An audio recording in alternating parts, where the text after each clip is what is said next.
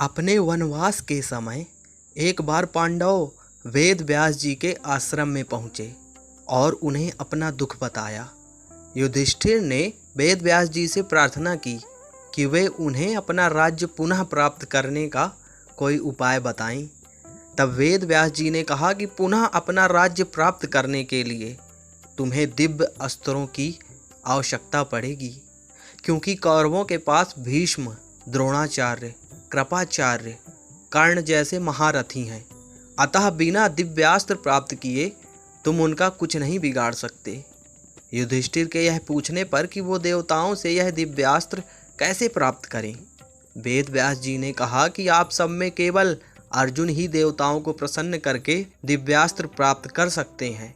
अतः अर्जुन को देवताओं को तपस्या करके प्रसन्न करना चाहिए। अब वेद व्यास जी के ऐसे वचन सुनकर अर्जुन तपस्या करने के लिए आगे अकेले ही रवाना हो गए। अर्जुन उत्तराखंड के पर्वतों को पार करते हुए एक अपूर्व सुंदर वन में जा पहुँचे।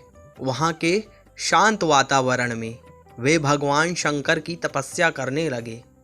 उनकी तपस्या की परीक्षा लेने के लिए भगवान शंकर एक भील का वेश धारण करके उस वन में आए।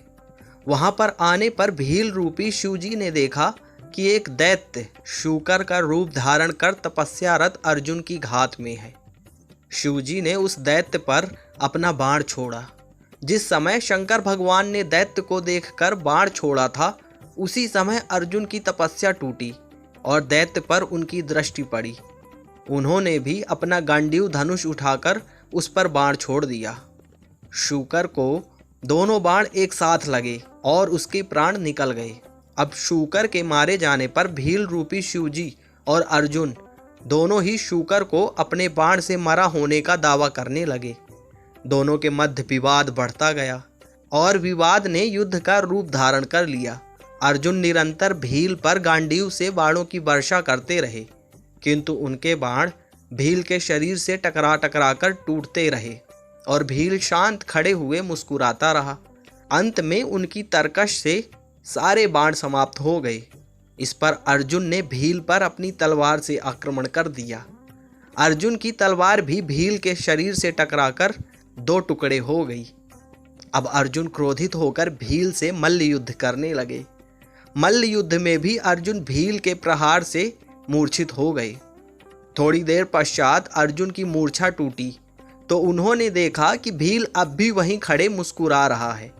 भील की शक्ति देखकर अर्जुन को अत्यंत आश्चर्य हुआ और उन्होंने भील को मारने की शक्ति प्राप्त करने के लिए शिव मूर्ति पर पुष्पमाला डाल दी, किंतु अर्जुन ने देखा कि वह माला शिव मूर्ति पर पड़ने के स्थान पर भील के कंठ में चली गई।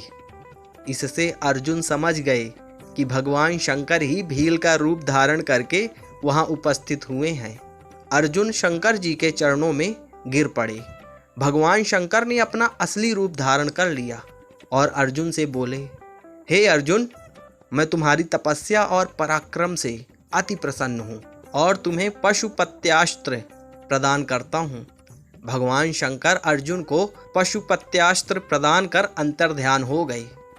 उसके पश्चात वहाँ पर वरुण, यम, कुबेर, गंधर्व और इंद्र अपने अपने वाहनों पर सवार होकर आ गए। अर्जुन ने सभी देवताओं की विधिवत पूजा की। यह देखकर यमराज ने कहा, अर्जुन, तुम नर के अवतार हो और श्री कृष्ण नारायण के अवतार हैं। तुम दोनों मिलकर अब पृथ्वी का भार हल्का करो। इस प्रकार सभी देवताओं ने अर्जुन को आशीर्वाद और विभिन्न प्रकार के दिव्य और अलौकिक अस्त्र शस्त्र प्रदान कर अपने अपने लोकों को चले गए। तभी अर्जुन के पास से अपने लोक को वापस जाते समय देवराज इंद्र ने कहा, हे अर्जुन, अभी तुम्हें देवताओं के अनेक कार्य संपन्न करने हैं, अतः तुमको लेने के लिए मेरा सारथी आएगा। और इतना कहकर देवराज इंद्र अंतर्ध्यान हो गए। अब अर्जुन उसी वन में रहकर उस सारथी की प्रतीक्षा करने लगे। कुछ काल पश्चात उन्हें लेने के लिए इंद्र के सारथी मातली वहां पहुंचे और अर्जुन को विमान में बैठाकर देवराज की नगरी अमरावती ले गए। इंद्र के पास पहुंचकर अर्जुन ने उन्हें प्रणाम किया। देवराज इंद्र ने अर्जुन को आशीर्वाद देकर अपने निकट आसन प्रदान किया।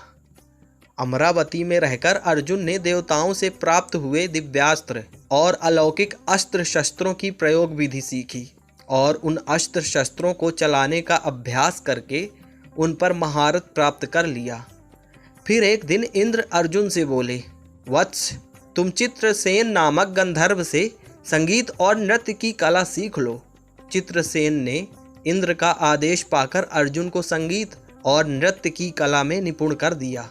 अब एक दिन चित्रसेन अर्जुन को जब संगीत और नृत्य की शिक्षा दे रहे थे, वहाँ पर इंद्र की अप्सरा उर्वशी आईं और अर्जुन पर मोहित हो गईं। अवसर पाकर उर्वशी ने अर्जुन से कहा, हे अर्जुन, आपको देखकर मेरी काम वासना जागृत हो गई है, अतः आप कृपया मेरे साथ विहार करके मेरी काम वासना को शांत करें। उर्वशी के वचन सुनकर अर्जुन बोले, हे देवी, हमारे पूर्वज ने आपसे विवाह करके हमारे वंश का गौरव बढ़ाया था, अतः पूर्व वंश की जननी होने के नाते आप हमारी माता के तुल्य हैं। देवी, मैं आपको प्रणाम करता हूँ। अर्जुन की बातों से उर्वशी के मन में बड़ा क्षोभ उत्पन्न हुआ और उन्होंने अर्जुन से कहा, हे अर्जुन, तुमने नपुंसकों जैसे वचन कहे हैं, अतः मैं तुम्हें श्राप देती हूँ कि तुम 1 वर्ष तक पुंसत्वहीन रहोगे। इतना कहकर उर्वशी वहाँ से चली गईं। जब इंद्र को इस घटना के विषय में ज्ञात हुआ तो वे अर्जुन से बोले, वत्स, तुमने जो व्यवहार किया है वह तुम्हारे योग्य ही था। उर्वशी का यह श्राप भी भगवान की इच्छा थी। यह श्राप तुम्हारे अज्ञातवास के समय काम आएगा।